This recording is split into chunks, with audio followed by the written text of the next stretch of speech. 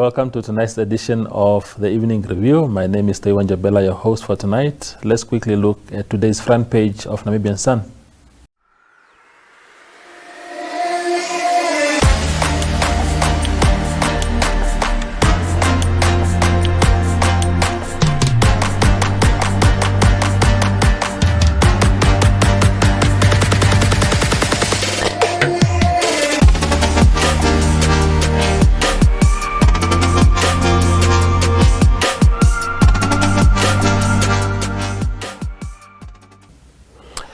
Welcome back. Today, President Hage Geingob announced his top 4 leaders of government, which include himself, Vice President Nangolo Mbumba being retained, also retaining Prime Minister Sarah Kugongela Madila and her deputy Netumbo Nandi-Ndaitwah. There were a lot of questions about the logic and rationale of retaining the entire leadership of government as it is, but this is what the president had to say to justify his decision.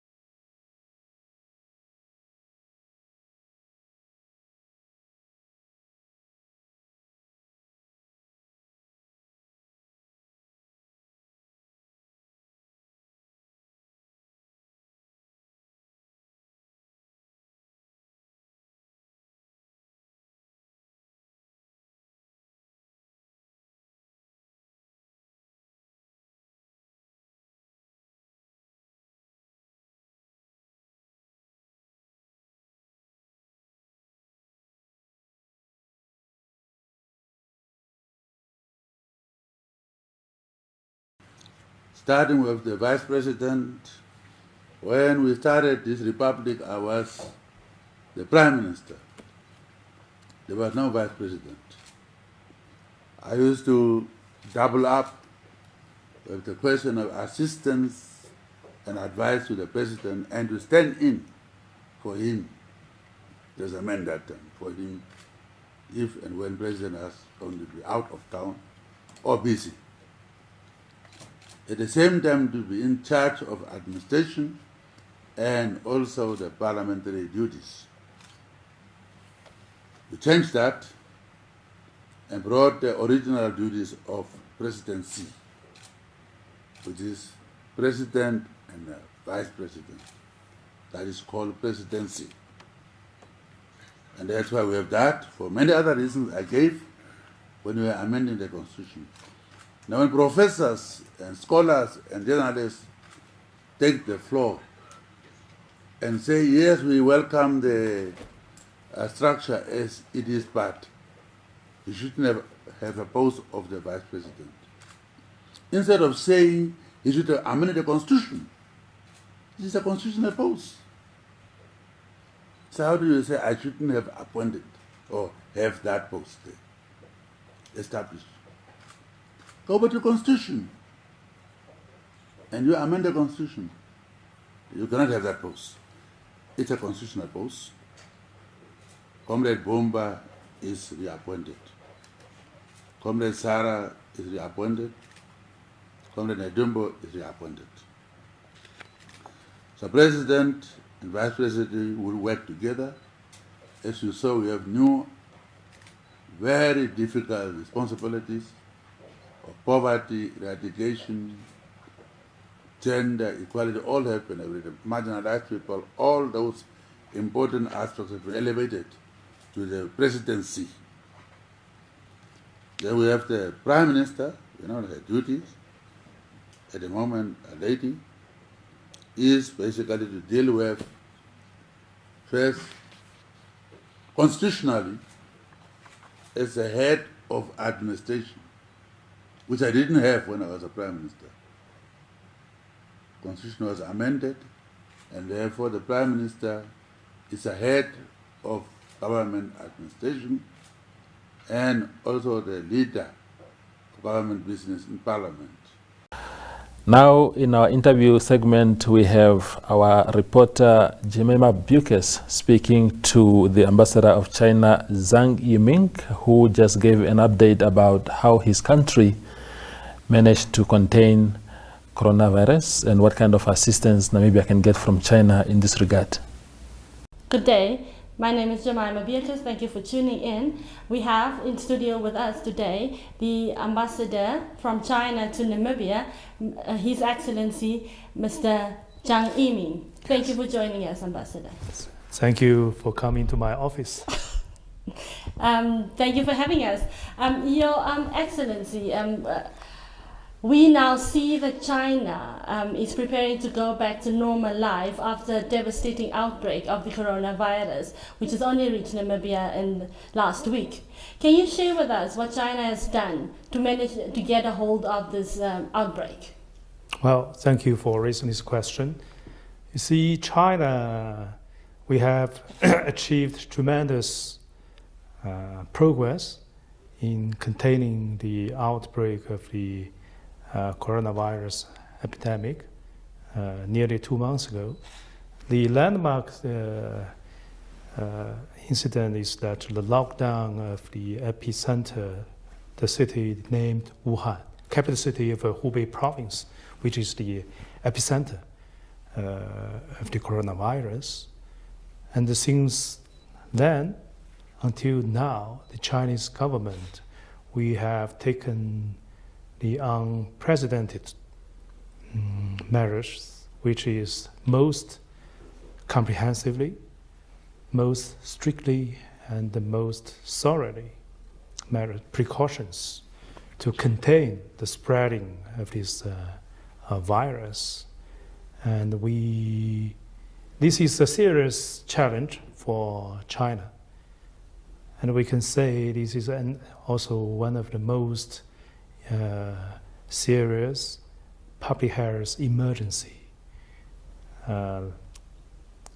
which that has some characteristics like with the fastest spreading speed and the widest range of infection, and is most difficultly to prevent and to control since the establishment of the People's Republic of China 70 years ago. So this is a serious challenge.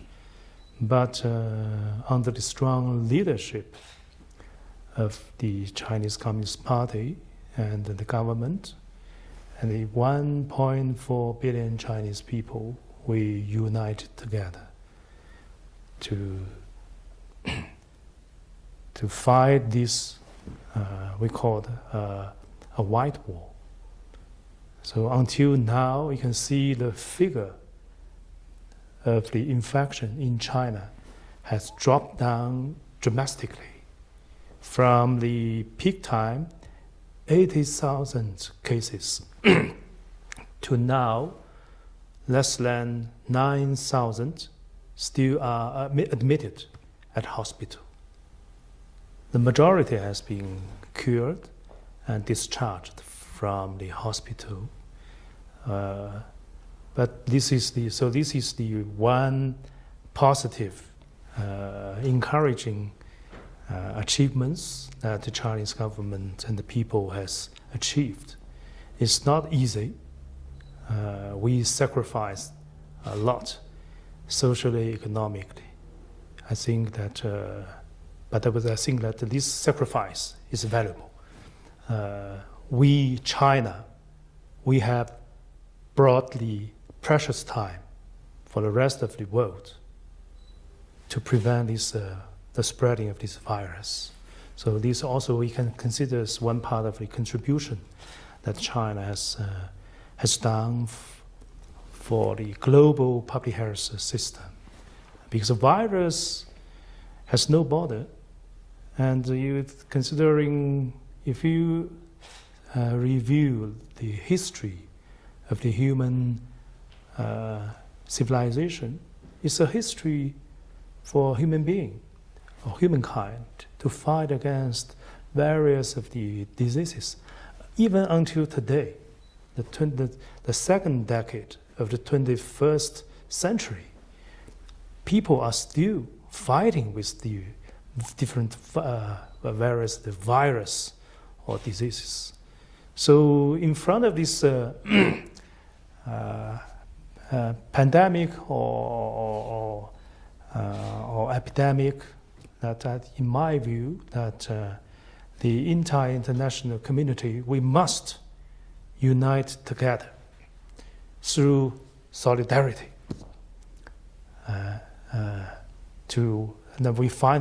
We are confident that we can defeat this new virus, and we can obtain the ultimate victory. So this is the story in the past 2 months that happened in China. We know this is China. We are at the focus point of the international community. Now things start to relax in China, but outside China, the situation is more worrisome. So we should raise with the time. We cannot be relaxed or feel relieved, because we are living on the same planet. We are one global village.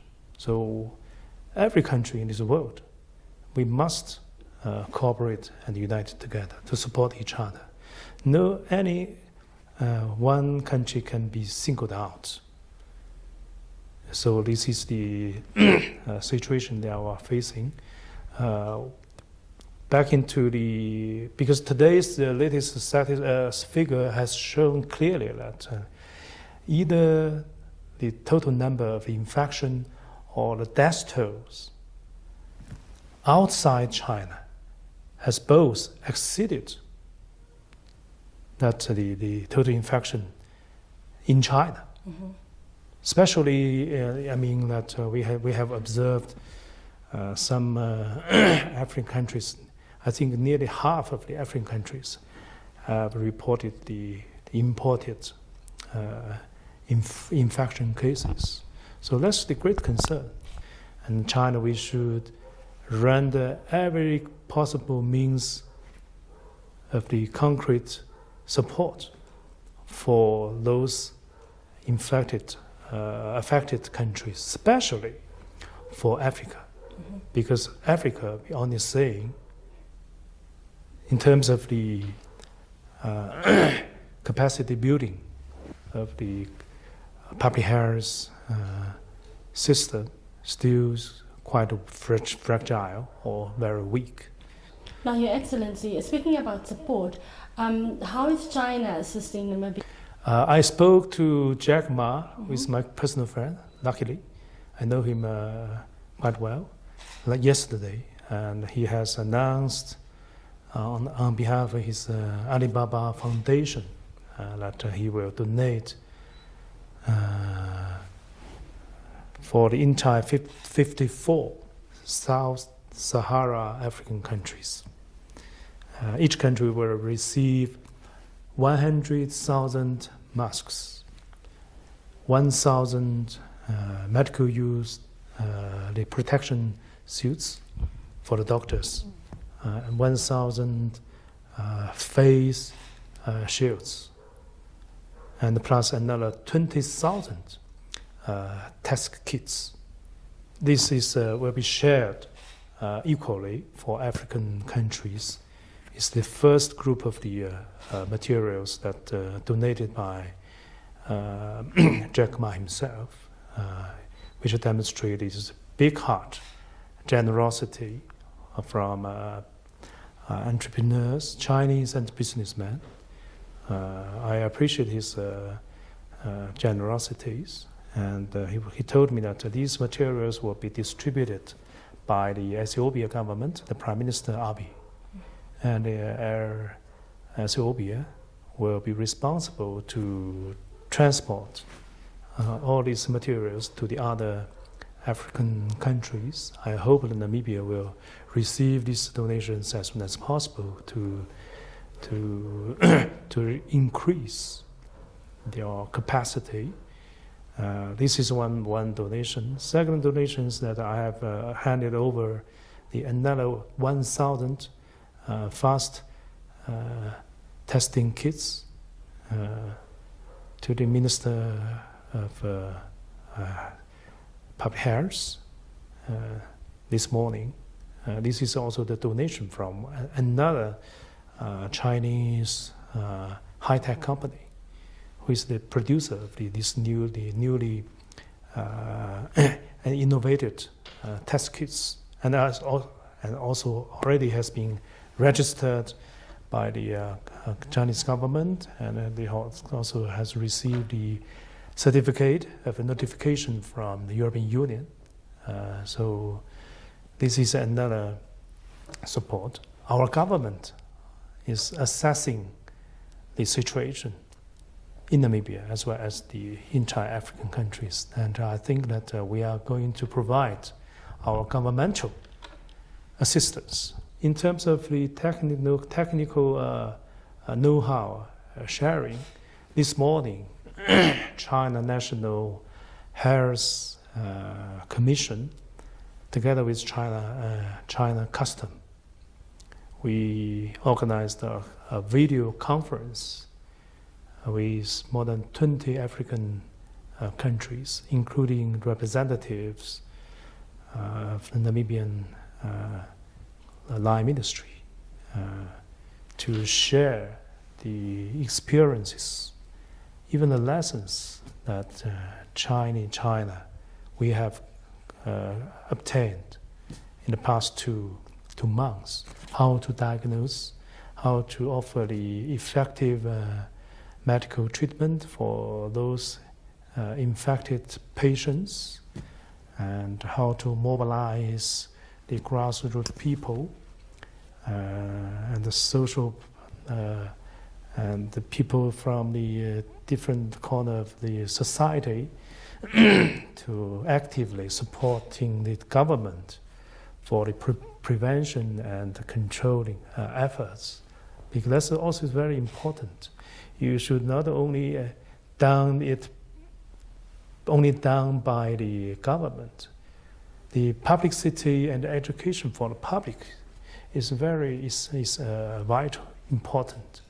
Only if the public fully understand and realize the importance and seriousness of the situation, that the people then can voluntarily supporting the government. Your Excellency, can you also share with us how the embassy is handling new arrivals from China nationals? You see, this is one good question.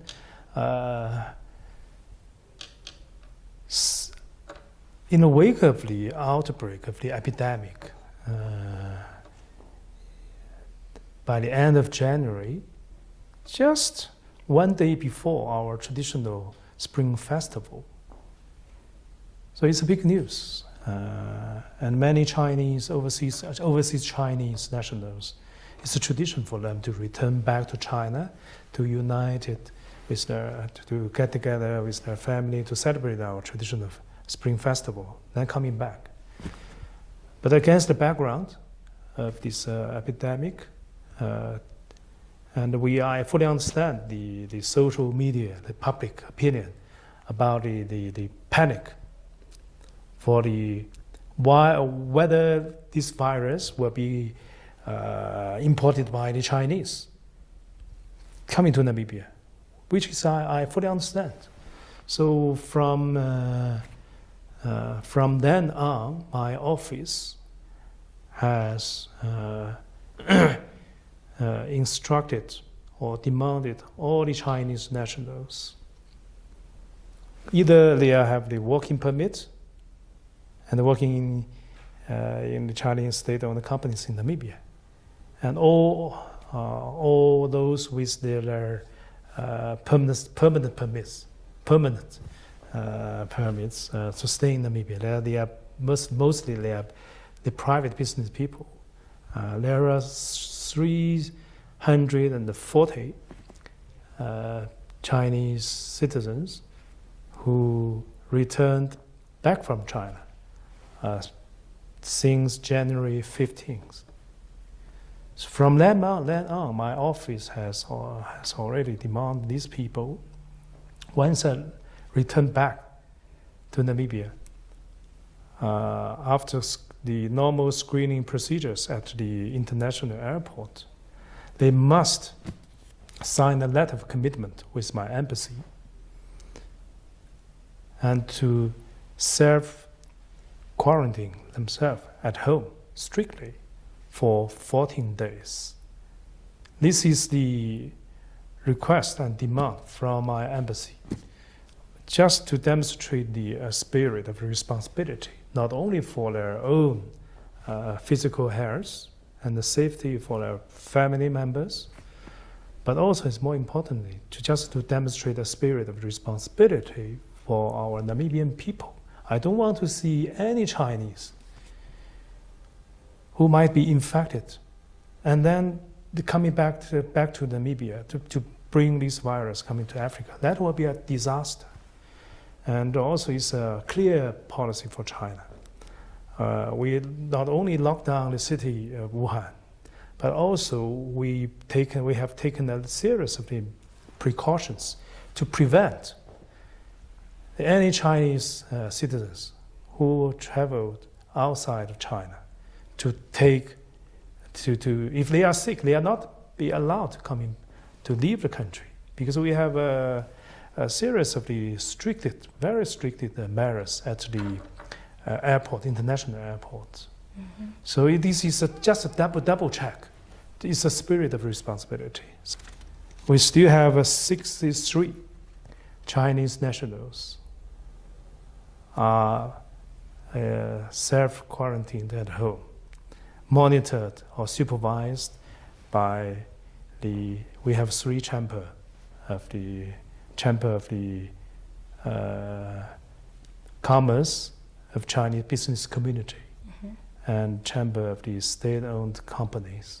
So we are monitoring these people. No one is allowed to move freely during the quarantine period, 14 days. You see, if you go to the Chinatown, you might notice that some shops still are sealed off, because the owner, they have come back, but they have not yet completed its self-quarantine period.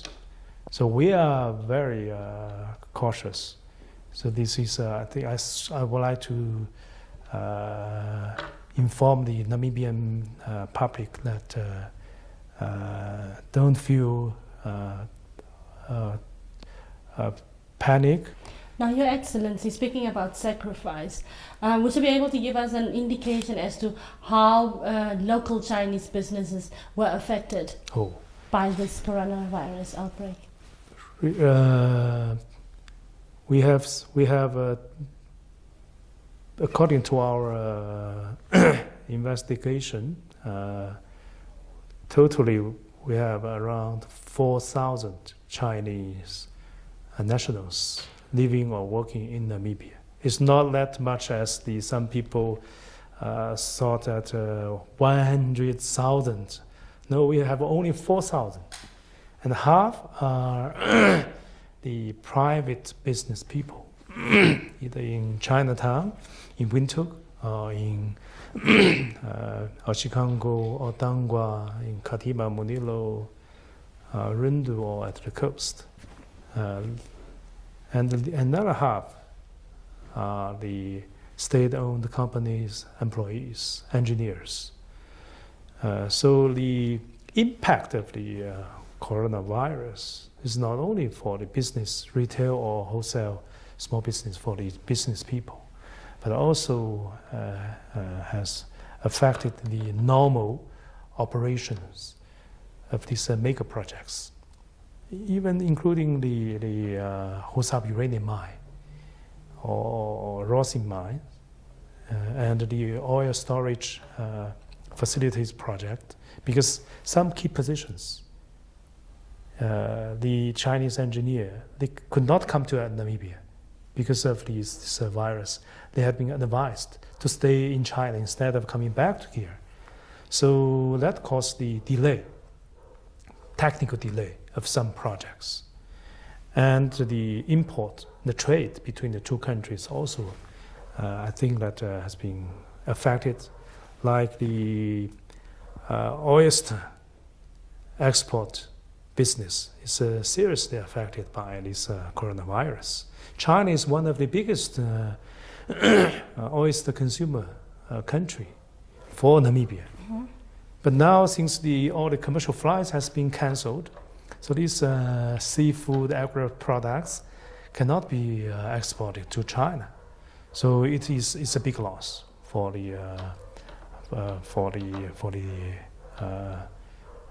this business. Tourism is another sector that is seriously affected, because now every year we have more than 20,000 high-end Chinese tourists coming to Namibia. Average spending of one Chinese tourist in Namibia is 3 times bigger than individual European tourists in Namibia. But now you see, so this business has been also seriously affected. But in my view, these difficulties are all temporary. There are about 500 Namibian nationals, they are in China, mostly are students.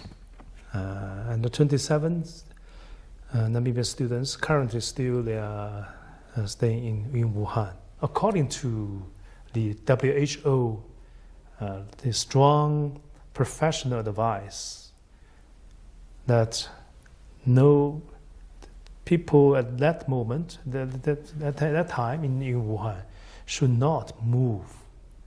Moving is more dangerous. Moving means more uncertainties. They have a lot of lessons. Japan, America. You see, some European countries, they all send their aircrafts to evacuate their people. But of course, some people infected, and they bring this virus back to their country. So it's safer to live there instead of traveling or moving back home. I see the comments from the social media, the different opinions. But in my view, it's really a wise decision for these students to stay there. Now you see China has become more safer place than many countries. So I want to, through your newspaper and or TV, to tell the families or relatives of these students, please feel comfortable. I think that these students are now they have passed the most difficult time already. The normal life has been restored step by step. Mm-hmm. So nothing to worry too much. Thank you very much for having us, Your Excellency. This was tonight's show. We see you again tomorrow, same time. Thank you for watching.